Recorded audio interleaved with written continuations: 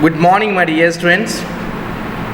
I am Muhammad Bahuddin, working as an assistant professor in ISL Engineering College, which is affiliated to the Usman University in Hyderabad.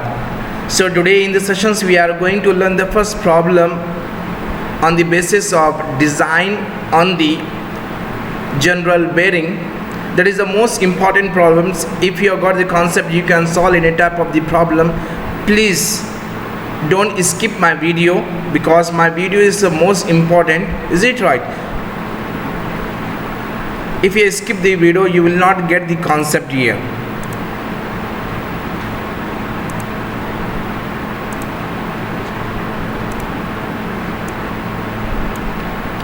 Design a general bearing. So in this problem, we need to design a general bearing for a rotor of a motor with 80 mm diameter.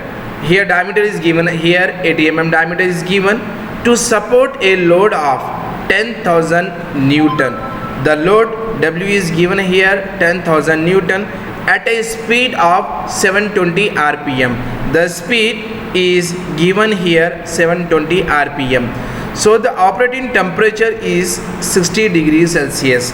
So here operating temperature is given here 60 degrees Celsius. So let us see, if the diameter is given as 80 mm, the radius should be how much? The radius equal to diameter by 2. So diameter is how much? 80. 80 by 2 should be how much? Radius should be 40 mm. Clear? Then the speed, how much is given? 720 RPM is given. So it is in RPM. Our intention is there, we want to convert in RPS. So for that reason, this 720 we are divided by 60. If you are divided by 60, it convert into the second, minute to the second. Then 720 by 60 if you divide, then you will get 12 RPS. So operating temperature is 60 degree Celsius is given. So actually in this problem, what we need to find out? The first thing is we need to find out the length of the bearing. We need to find out in this problem. So if you want to find out the length of the bearing, because here no condition is given, so for that reason what I am doing here, so first of all, if you want to find out the length of the bearing, first of all you have to refer the table 15.7, page number 366. For electric motor you have to select. So in which it is given as the option L by D equal to 1 to 2. So this means that, so we have to take the point in between 1 to 2. So 1 to 2 in between, the median point is 1.5. So you need to consider here 1.5. So length as it is, because the diameter is already given. So just you need to cross multiply over here 1.5 into D.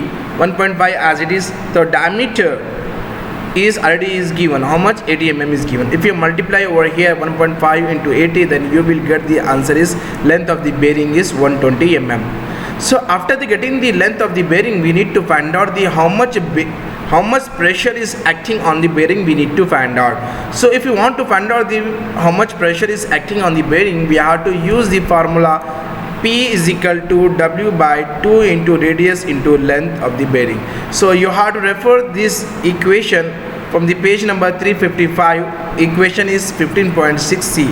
So in which you will get, so please refer the designer handbook by Mahadevan. If you refer the designer handbook by Mahadevan, you can solve any type of the problem very easily. Is it right? So the designer handbook by Mahadevan, it is very convenient for the student. For that's what I am refer the designer handbook by Mahadevan only. So W here, how much load is acting on it? So 10,000 load is acting on it. 2 into here the radius, how much is there? 40, and the length already of how much we got here? 120 mm. If you divide the value with the help of calci, then you will get the bearing pressure. So bearing pressure is how much we got here? 1.04 Newton per mm square. After getting the bearing pressure, we have to check. So whatever the pressure will be there, it lies in between 0.7 to 1.4 Newton per mm square. If it is more than that one, then design is not safe. Okay, if it is lies in between 0.7 to 1.5, whatever the pressure you are getting, then if it is lies in between 0.7 to 1.4, it is okay, your design is satisfied. If it is cross more than 1.4, so if it is lies, if you got the pressure is 1.5, then hence your design is not safe. Is it right? Okay.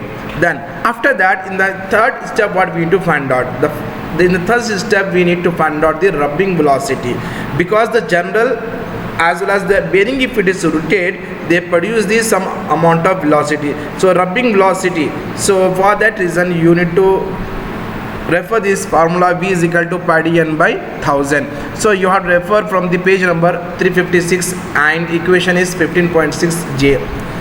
The pi, as it is the diameter of the general is given as here 80 mm into speed in RPS is 12 by 1000. If you divide the value, then you will get the answer in second, so meter per second. Okay dear. After that we need to know about from the table number 5.3 page number 364, for maximum rubbing velocity is how much will be there. Always you need to know about these things. The maximum rubbing velocity should be 5 meter per second, and the maximum permissible bearing pressure should be 68.65 meganewton per mm square. Is it right? Always you need to remember this point. Okay dear. Step number 4. In step number 4, in which to find the viscosity, because we are using the lubricant in between the general as well as in between the bearing. Okay dear. So for that reason you have to select the SA40 oil, you have to select for the lubricating in between the bearing as well as in between the general. Okay, so operating temperature is given here, 60 degrees is given over here, and then the dynamic viscosity is given here, 46 into C into P is given. Okay, so this dynamic viscosity you have to refer from the viscosity chart. Is it right? Then you can easily find this value. After that we need to find out the specific gravity of a given oil. We need to find out, so you have to refer this from the page number 350. You can refer this formula. So density of the temperature, density of 15 minus 0.063, so operating temperature minus of 15, that is the formula to find out the specific gravity of the given oil. So density of 15, 0.927 we got it. So we have to refer the table number 15.1 page number 363 from the design handbook by Mahadevan. So from that one you can easily get the SA40 oil. Okay, SA40 engine oil. So after that density, how much we have to maintain? 0.9275 we have to maintain over here. So just put over here, instead of density of 15 you have to put the value of 0.9275 minus 0.0063, and operating temperature is 16 minus of 15. Okay dear. After that if you calculate with the help of calci, then you will get the answer is how much? 0.890. so this means that it's specific gravity of the liquid, we can say that. What we can say here? The specific gravity of the liquid oil. After that the specific gravity, we have the formula, the density of the liquid by density of the water. Okay, already we have studied in the finite element, in the FE, in the fluid mechanics, already we have studied regarding this formula. The specific gravity is equal to the density of liquid by density of the water. The specific gravity, how much we got it here? 0.890 equal to density of liquid by density of water. Always you need to remember the density of water always should be 1000. You have to consider over here 1000. Okay, after that the specific gravity, just you need to multiply over here 0.890 into 1000, then you will get the value of density of the liquid is how much? 890 kg per meter cube. After getting the value of density of the liquid, our main intention is there, we need to find out the kinematic viscosity. We have the formula of kinematic viscosity is dynamic viscosity of the liquid by dynamic density of the liquid or density of fluid, we can say that. The dynamic viscosity of the liquid, it is represented by Z, and density of the liquid, just now we got it how much? 890 kg per meter cube. Then the kinematic viscosity we can easily find, because already we find the value of Z. Okay, if you divide the value 46 into 10 power minus 3 by 890, then you will get the kinematic viscosity value. Okay, so in Newton second per meter square. After getting the value, our intention is there, we have to check the hydrodynamic theory of lubrication, we have to check it. So always you need to remember one thing, the Zn by P operating should be lesser than Zn by P into permissible, it should be lesser. If it is lesser, then our design is safe. If it is greater than that one, then our design is not safe. So let us check over here, checking the hydrodynamic theory of lubrication. Zn by P operating equal to, so Z, we have the values, how much is that here, 46 into 10 power of 3 into speed in RPM into 720 by pressure is how much is there, 1.04. If you divide the value, then you will get the value of hydrodynamic theory of lubrication. How much? 31.84. That is the value of Zn by P operating. Okay, the same thing we have to refer from the table number 15.7, page number 366 for the generator motor centrifugal pump. The value of Zn by P permissible is how much we got it here, 29.01. How much we got here?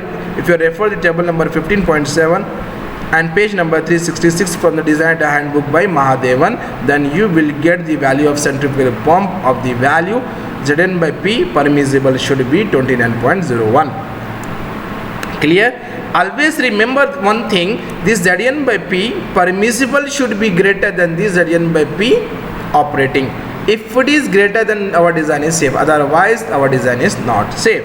So in this condition, what will happen? Let us see over here, Zn by P permissible, this value is lesser than the Zn by P operating. So for that reason, hence our design is not safe. Clear? If this Zn by P permissible always should be greater than the Zn by P operating, then only our design is safe. Clear? So if our design is not safe, again we have to choose SA30 oil. Is it right? So instead of SA40, you have to select as a SA30 oil, and operating temperature should be keep as it is, only 60 degrees Celsius. And from the viscosity chart, we need to find out, because SA30 and temperature is 60, wherever the point will be intersect, at that point you will get the value of Z, dynamic viscosity value. How much? 36 into 10 power of 3 Newton second per meter square. Then after that, Zn, again we need to find out the Zn by P operating temperature as well as Zn by P permissible, we need to find out. If it is greater, Zn by P permissible, if it is greater, then only our condition is satisfied. Clear? Let us see over here, Z value is how much is there, 36 into 10 power of minus 3 into speed is how much is there, 720 RPM by pressure is how much is there, 1.04. If you divide the value, then you will get the answer is 24.94. That is the value of Zn by P operating temperature. If you want to find out Zn by P, already we find how much we got it here, Zn by P permissible is 29.01. So this means that 29.01 should be greater than the Zn by P operating. So for that reason, we can say that our design is safe. After that, our intention is that we want to find out the radial clearance, we need to find out. If you want to find out the radial clearance, so first of all you have to refer the table 15.7, page number 366. Okay, for generator and motor. So the radial clearance C by radius equal to 0.0013. Please dear, all of you refer the design handbook. If you are not refer, you will not get the concept. Clear? Then C into 0.00013 into R. So after that, that is the value 0.0013 into R. The radius how much is given, 40. If you multiply, then you will get the value of radial clearance is how much is there, 0.052 mm. After that, our intention is there, we need to find out coefficient of friction by Mackey equation. Okay, so in the Mackey equation we have the formula. So Mackey equation, the coefficient of friction by Mackey equation, that is represented by F equal to, so Ka into Zn by P R by C into 10 power of minus 10 plus delta F. So you have to refer this equation from the page number 353, and page number 353 equation is 15.4b. Ka values how much we got just not here, 0.195 into 10 power of 6.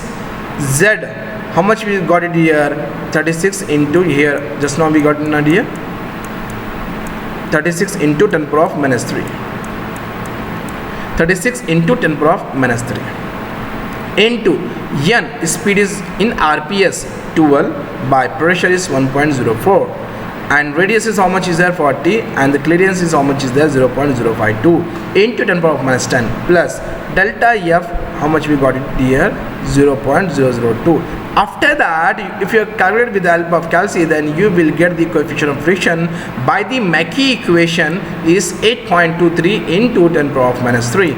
After that, our intention is we need to find out the heat generation, we need to find out, as well as we need to find out the heat dissipated, we need to find out. The first of all, what I am doing here, amount of artificial cooling is required, because if the general is moving in a bearing, then they produce the heat. Is it right? If they produce the heat, our intention is, if they produce the maximum heat, they have the possibility of failure of the material. So our intention is there, we want to save to the general. For that reason, we need to provide the artificial cooling is the must and should is required in between the general as well as in between the bearing. Clear? So for that reason, we need to find out the heat generation. We have the formula for the heat generation is force into W load into velocity. So you have to refer from the page number 360, and equation is 15.11a. So force, how much we got here, or we can say that this F is indicate that Mackey equation, we can say that.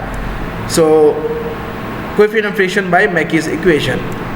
Coefficient of friction by Mackey's equation, how much we got here, 8.23 into 10 power minus 3, and load is how much is there, 10,000 into velocity is how much is there, 3.01. If you multiply with the help of calci, then you will get the answer is 247.7 watt, or this watt we can represent in joule per seconds.